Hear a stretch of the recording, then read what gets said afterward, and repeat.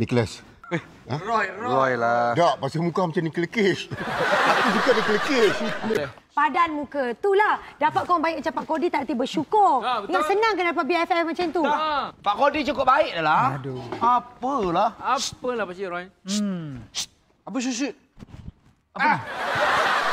Buruklah untuk gaduh, Pak Roy. Ni. Nicholas. Roy lah. Tak, pasal muka macam Nicholas Cage. Aku suka Nicholas Cage. Ingat masa kita tukar masak depan kita ni, panggil Nicholas Cage kan? Ya, tu cerita lama lah.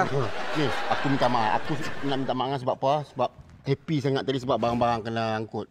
Memang. Aku minta maaf. Sebab, yalah mungkin aku bongkak.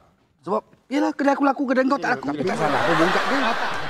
Bongkak memang tak salah. Tapi rasa macam nak bagi penampar aja dia lah. Bagi. Pak Kodi, sebenarnya kami orang kampung nak minta maaf jugalah. Walaupun masakan Pak Kodi sebenarnya memang nak dibandingkan dengan masakan Pak Roy, jauh beza Pak Kodi. Memang tak sedap langsung. Sumpah Allah.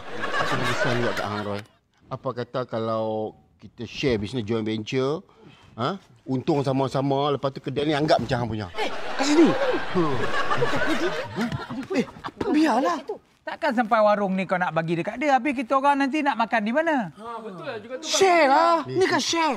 Pak Kodi, hari tu saya macam mana? Saya nak bekerja dengan siapa? Pak Kodi ke Pak Roy? Aku sekarang ni, aku duduk sama dia kecil. Aku buang hang. Siapa nak buang? Pak Kodi jangan nak buang. Dah. Aku gurau. Aku minta tolong sikit boleh tak? Apa tu? Alang-alang kita dah nak join Avenger kan? Okey. Gua cakap je apa. Boleh tak aku minta dah 5 lai? Apa tu? Boleh dah.